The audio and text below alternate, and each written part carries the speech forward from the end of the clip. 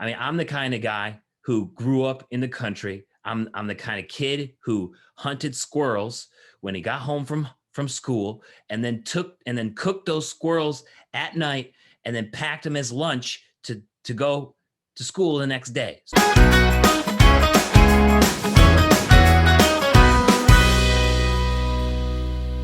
I'm going to be covering Ohio nature, Ohio wildlife, all the trails, all the different parks of Ohio, as well as what I'm calling the side stops. So you're hiking or whatever, but where are the places to stop and get a good garbage plate, or like where are you going to go get gas, refreshments, or like where are the little places that you could find when you go do those things, as well as working in the reason we got you here today is what type of gear, what type of fashion, like all the other things that go around with the hiking outdoors things, and tie it all into that I hike Ohio with the tagline "You should too." Super Mhm. simple, super basic, but everybody wears shoes. Not everybody actually. Most people wear shoes when they go hiking. You are the like we just kind of touched on the expert of hiking, not hiking of cowboy boots. So I wanted to kind of see what you kind of already have done. Have you done any extended tests in the woods? Or are you mostly doing construction with your extended tests? Yeah, I went hiking and testing out with the Ariat Holder. So if people want to see that as a hiking boot option, I did test that because it has like this cushion heel on it. This sort of expands as you land on it.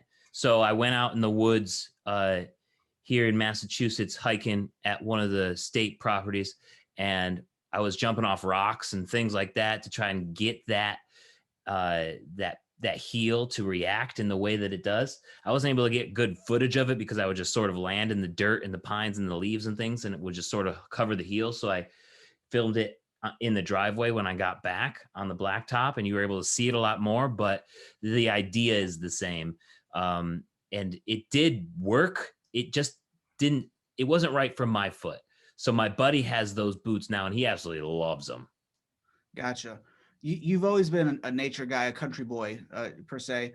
Mm-hmm. When you go do your own nature hikes, your extended hikes, and any even just metro parks, are you wearing a cowboy boot? Are you wearing a hiking boot? What's your go-to footwear? I usually wear cowboy boots wherever. Of course, it's a different kind of cowboy boot than I would wear sometimes. Like I want to make sure that they are the kind that I would be fine getting scratched or beat up, and they have to have a rubber sole because if they don't, then I've hiked in leather sole cowboy boots too, just to sort of test durability of them. But that's going to scar up the leather sole, and it doesn't have any grip. Like you're going to slip all over the place, so it's kind of dangerous to hike in leather sole cowboy boots. It's best to do it in rubber sole ones.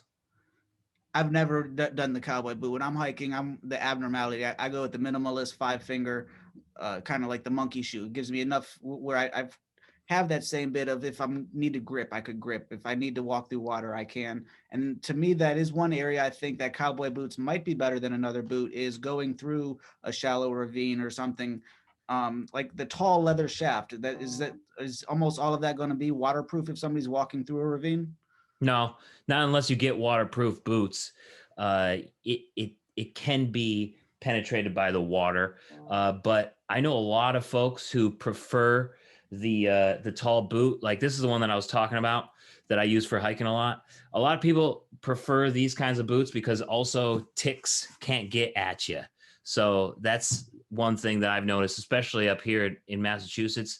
Um, when I went hiking, like the last time I went hiking in sneakers, ticks were all over my ankles.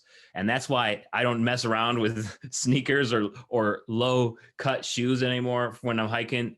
These ticks aren't getting through here. So that's one benefit to cowboys is cowboy boots, especially up here in the Northeast. Yeah, ticks are the absolute worst. And I really didn't even know about them until like 8 years ago, probably. Like these really started to become more of like a prevalent thing in Ohio. Mm-hmm. And even then, like I very rarely get them on myself, but those times where I have to pull them out of the dog, they're the grossest animal. We need to just wipe those off the planet. I agree. A lot of people say that we need to exterminate the mosquitoes. I want to exterminate ticks first. They're the worst. Yeah, there's other than the possums that eat like 18 million of them or something crazy, like other than keeping them fed, I don't see any point of having them. Right. So you mentioned that cowboy boots aren't all naturally waterproof. I believe you're the king of every. I've never seen anybody have more fun polishing shoes than you. What are some good waterproofing products if somebody does want to go both cowboy boot and just is the same waterproofing that you would use on that good for a regular hiking boot? I don't know about that, but I use I wish I had my product. It's in the closet right now. It's I think it's a Feeblings beeswax. It's like snowproof, weatherproofing stuff. And that works awesome. I use that all the time. And I did a video about it, like wearing cowboy boots in the rain. And I put the stuff on my boots and I just sprayed my boots with a hose, and it just makes the water bead up and fall off. So it's awesome stuff. I absolutely love that stuff. Been using How, it for years. how often do you have to reapply something like that? Maybe if you wanted to really work, maybe once every few weeks. But I don't usually I do it once and then I'll let it go for a little bit because I don't try to hike all the time in the rain. So also another thing that works is mink oil. Mink oil is I just got this new tin in yesterday or the day before. Mink oil is awesome. It will darken leather though. It will. So if you like the color of your boots, then I probably wouldn't recommend it. But at the same time, you also recommend not wearing a fashionable pair out for your woods one anyway. So if it gets a little bit darker with each one, it kind of shows the age or the experience of all your hikes, maybe. Exactly. That's my whole thing too. If I got no problem with a conditioner or a mink oil or a beeswax darkening a boot, because you're going to use it and eventually it will lighten back up anyways, because you've used it. It's got scratches, it's got all these dry marks on it, and then you use it again and it darken it again. So you're using the boot. It's not for show. Gotcha. Uh, any like what do they call PETA or anybody like that? Are they fully against mink oil? So that seems like a hot uh commodity. Probably. They used farmed minks though, like what you would like farmed chickens that you would get at any restaurant. PETA is upset about everything, so I wouldn't be surprised if they're upset about mink oil too. Gotcha. So that's cool to know. So there's a whole industry of people just farming minks for the oil. I mean, it makes sense. They're a aquatic animal, so it would make sense that they'd be able to repel water and things like that. Yeah, I think something they have the least amount of saturated fat, which makes their oil really good for that. I think that's what it was. Something along those lines that makes it really good for conditioning leather and waterproofing and protecting. I mean, they're not going to waterproof it completely, but it will condition and protect. So it's probably one of the most go-to products for a lot of boot care enthusiasts. And that and Bic Four are two, but Bic Four is just a conditioner. It's not like a mink oil. Gotcha. It's crazy to think like cowboy boots seem so like old fashioned, like simple. Simple, I think is the word I'm trying to say. But Hmm. yet you have the most ridiculous type of materials that you're making them. Then you're using so many different animals to condition them. It's like almost like a whole ecosphere on your foot. Yeah, and it depends. Like everybody's different. Some people will care more for their boots than others. So it's all about what you're into and how deep you want to go into it. Gotcha. So if you were going to go on like a backpacking trip, would you bring a couple pairs of boots or would you just bring like your conditioning kit with you? I would just bring one and I wouldn't bring any conditioner. Yeah, I would, unless I was doing the PCT or something. Gotcha. Um, Even then, I probably wouldn't, condition them before I go, treat them before I go, maybe like a week before I go and let them dry out, let that conditioner really get in there. Um, and then, and then we'll see where it goes from there. But yeah, you don't want to bring a whole treatment kit and an extra pair of boots when you're backpacking. You gotta make sure you have exactly what you need and nothing else. Gotcha. I I was wouldn't want hoping to be that was the carrying answer. an extra I pair was of hoping we boots. weren't going to have like a whole extra pack full of like extra things, you know? No, no. Anybody who's been backpacking before knows that you only want to carry what you absolutely need. It's amazing how 25 pounds, 50 pounds doesn't sound like that much until you're like, wait, I did 40,000 steps. That's quite a bit of weight. Right? What about heat? Are you getting really hot, sweaty feet, or is it because, if you're getting a better boot, is it kind of made to just keep your foot kind of cool and conditioned during the hike? How does that thing work out for you with cowboy boots? I guess it depends. Like if somebody really wanted to go hiking in cowboy boots and you really like cowboy boots and wanted to use them to go hiking, which a lot of people will probably disagree with right off the bat from watching this video or listening to it, I would say that the best bet to have your feet remain the coolest is the less you have in your boot, the better. So I like a traditionally made boot through and through. So that means a hard leather insole, which isn't really good for cushion, but it forms to your foot and is more comfortable later on. And when you have a hard leather insole, then that allows for airflow to really go through the boot while you're walking. And of course, when you have cowboy boots, you also need a little bit of heel slip, which is backwards to what some people might think. There's no laces to help keep the boot on. So like it's all in the instep and how that fits, which means that the heel slips a little bit. But when that happens, it means that the air can go through and provide a little bit more cooling effect, I guess. But when you have a cowboy boot with a removable insole, then it's much, much warmer. Like the ones that I'm wearing today and that I went hiking in once are these Chisos boots with a leather sole. So it's not the best, but I wanted to test the durability of them. These have an insole in it. And when I wear these, they're very warm. So like you're saying, my feet sweat a lot more in this boot than what they would in this boot here, just because of the way that it's built and the insole that it has. Gotcha. You're up to what, like 600 coffee and musics, or where are you at with coffee and Yeah. music now? 661 was today. 661. And a lot of them that I catch are doing them in the Arboretum out by where you live, right? Mm-hmm. What made you pick that outdoor in the woods venue for your recurring segment? I just like it. It's a lot better. I know that I live in Boston, and because I live in Boston, a lot of people think that I'm a city slicker, but I'm not at all. Like it's actually very difficult for me to live in a city. So the Arnold Arboretum is right down the road, so it's a good way for me to reset every day from dealing with living in a city. I mean, I'm the kind of guy who grew up in the country. I'm the kind of kid who hunted squirrels when he got home from school, and then cooked those squirrels at night and then packed them as lunch to go to school the next day. So I would go to school with a grilled squirrel. And one day the principal called my parents and was like, JC brought squirrel to school. What are you like? What is this? And they just weren't surprised. Like that's just me. So city slickers don't do that.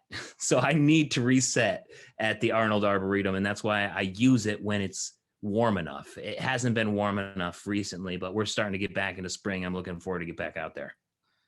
That's the best story that I've never heard about you. So what, you got a call from the principal, but what was the other kid's reaction to, like, this guy pulls up with his, ham and cheese or his PB&J, and then you're here with grilled squirrel. What was the student reaction to you?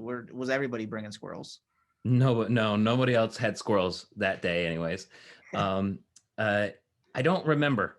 I think it was just sort of normal to everybody who was maybe a little bit of a dramatic moment at the table, but I can't say that anybody was really surprised that I did it. Everybody pretty much knew me. I went to a school with 55 kids in my graduating class, so everybody knew each other. It wasn't a big deal.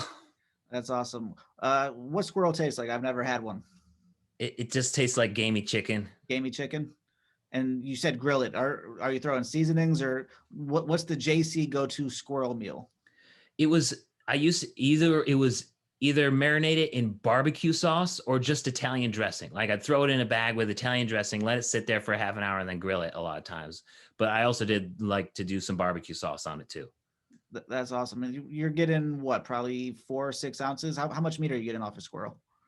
I don't know. I never measured it, and it also depends on the size of it. So I mean, when Right. you're hunting squirrels, there's going to be some big ones and some small ones. I Gotcha. mean, That's in awesome. the grand scheme, they're all kind of small, but still. Right.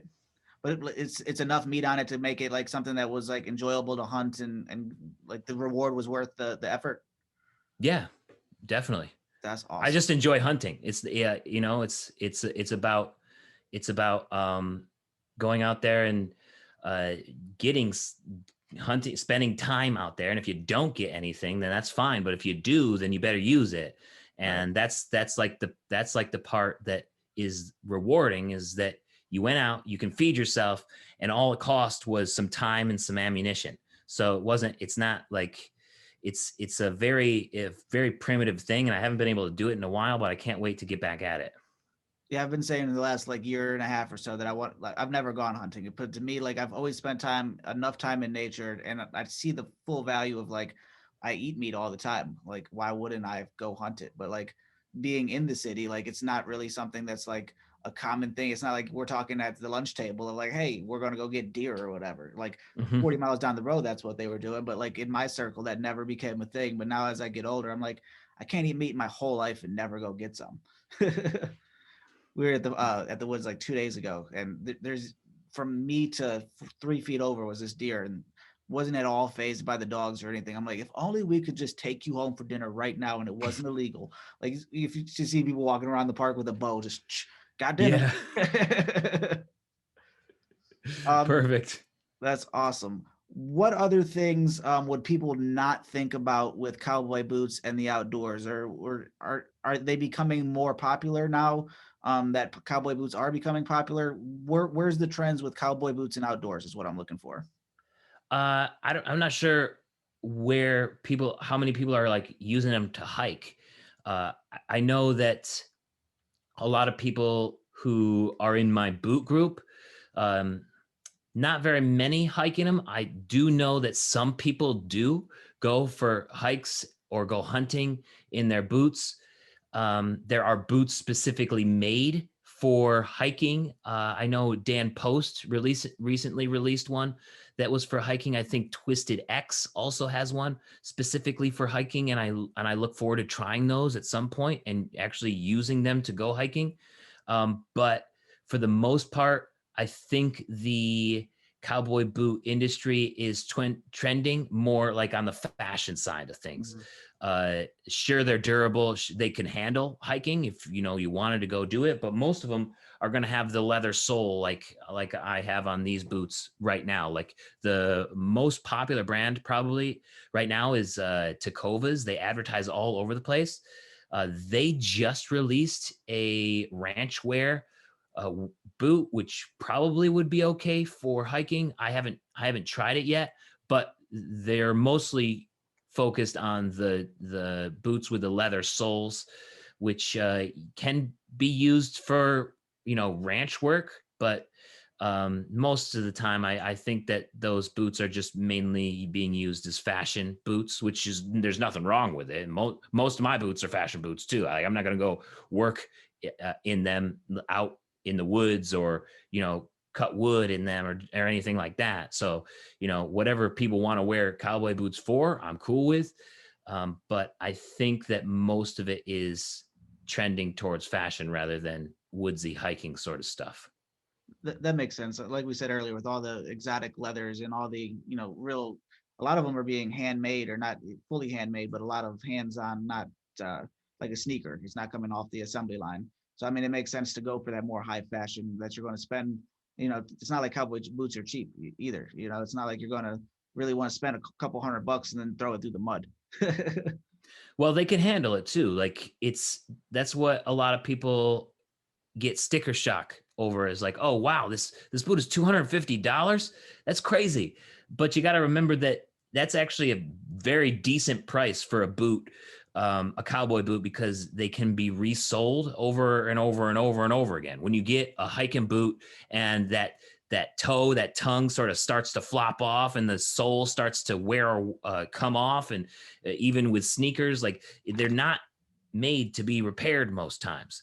So with a cowboy boot, they can be repaired. I got a pair of boots that's been resold 6 times. It's almost 15 years old, and it cost $200 or $250, whatever it was. But no matter what it was, like, I got my return back. Like, that's a good investment to have a pair of boots that last 15 years and Sure. only spend $200 on it. So it's the long game with the cowboy boots. It's you can't equate it to sneakers because they last so much longer.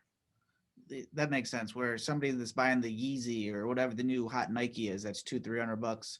There's a reason why they get mad that if somebody scuffs it or it gets dirty, because it's not as durable. The stitching comes off. Like, that value goes off completely if you take it anywhere other than a runway. Where if you could get, like you said, get it resold and just keep putting, the same way you don't go buy a new car every time that you need gas. You put a little bit of effort into it, clean it up, polish it up, throw some fuel in it. It'll last forever. Mm-hmm. If somebody was listening to this, watching this, and you've kind of convinced them that maybe I should look into cowboy boots.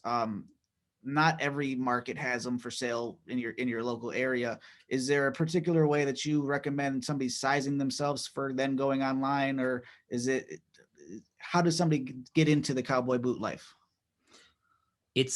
Well, first of all, if you want to get into it for hiking, it's probably good to know that they don't have very much ankle support. So if you're looking to have a replacement boot because you want it to last so much longer, you can get it resold and stuff like that, but you have ankle problems and you need that sort of high top hiking boot that sort of cinches up tight to, make sure your ankle doesn't roll. That's not gonna be the case with the cowboy boots. It's kind of gonna be out there. So if you have a concern about that, then cowboy boot is probably not going to be the right choice.